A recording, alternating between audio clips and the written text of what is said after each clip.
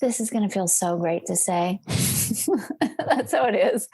I remember once telling off an 80-year-old lady in Portland, Oregon. This is before this is just after I got sober. It felt so good to tell her off. And then it felt so terrible. I mean, I just like beat myself up for it. But she was blocking traffic. And I had just moved to Portland like, a year earlier, and I had it with the way people drive there. They'll be driving 45 miles an hour down the street. And then if a pedestrian who's nowhere near a crosswalk looks like they feel like crossing the street across this kind of like freeway or like highway in the middle of town, everybody just screeches to a halt. Right. Like, no, go. It's Portland. I'm nice. I'm a nice driver. Go. And I'm like, I'm a Californian. You you're going to kill people. What are you doing? You can't just stop, let the pedestrian go walk to a crosswalk. That's not how we do it. Can you hear my temper? Yeah, completely. And I'm on board with you. I'm like, 100%. Fuck these people. I feel that way when I go to Maine and all those places. And my mother will be like, they move slow here. I'm like, well, fuck them. They shouldn't. That's awful. Yes. Yeah. This lady was like blocking a whole, there were all these cars blocking like a similar kind of like fast thoroughfare, let's call it, 40 mile an hour road. And just everybody just stopped. And I was like, what the fuck is this? And I'm like trying to get into my gym. And then I realized they're all trying to get into my gym and they're all waiting for one car to pull out. Meanwhile, there's 20 other spots in the parking lot. So they're causing this weird log jam because one idiot is waiting for someone to maybe pull out. They hadn't even started to pull out. They're just like, I'm waiting here, even though there's a huge. So I pulled in around everybody and parked in one of the 20 spots. And then some woman came out of her car and was like, excuse me, that's not the way we do it around here.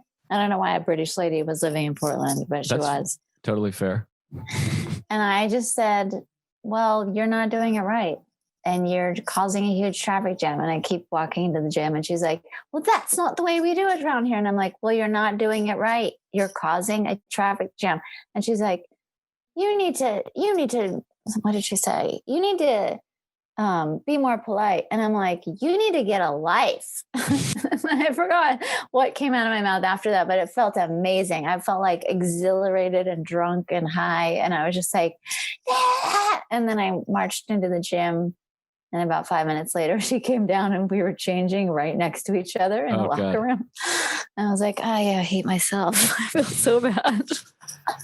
Yeah, it's not a great feeling. I mean, I've done the same thing. I think about, there's a story I was just telling the other day. And in the moment of telling it, I was like, God, I should really find this guy and apologize. But I remember, this is years ago, I was in Key West in like 2006 and I was drinking. I mean, it was just a drunk, crazy trip. And, there's all these street performers in Mallory Square. And if you've ever been in Key West, and it's great. And there was this guy, he was a magician, like a street magician. He was doing like close-up magic. And I loved watching magic and I was drunk and just enjoying it. But then he started doing like old jokes, like Rodney jokes and, whoever, Henny Youngman jokes. And I, as a comic and a drunk, I was like, hey, that's not your joke. Like I started like basically heckling. I was like, that's a Rodney joke. And I was like, what? This guy's doing Rodney Dangerfield. And the guy was like, hey, I don't come down to your jaw. And whatever. I was like, that's stolen too. I was like, you're a thief. This guy's a fucking thief. And I made a big scene.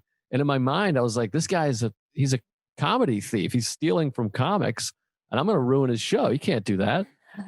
And now I'm like, looking back, I'm like, who gives a shit? What an asshole. Like, I'm like the biggest piece of shit. This guy's like doing magic. He's trying to make a living and he doesn't even have a venue to perform in. He's just performing on the street of Key West and like bringing joy to children. And I'm ruining his show because I'm standing up for like some kind of comedic integrity. And he's not on the Tonight Show. You know what I mean? He's just, right.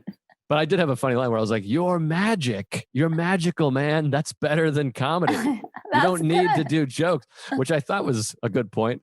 And so You're like his life coach. I'm still like, I still think, if you're a magician, either write your own jokes or don't do jokes. You don't even need jokes. You're doing magic. Which magician does jokes? Yeah, I'm with you, actually. I'm with the drunk Joe. All right. Maybe I was right. Fuck that guy. I should have punched him. But it is a thing of like, that thing we say, and this is good advice to anybody, whether they have a drinking problem or not, of like, does it need to be said? Does it need to be said now? Does it need to be said by me? And it is a thing of like, I could have said it to him after his performance. I mean, do we really need to prevent this magician from doing Rodney Dangerfield jokes?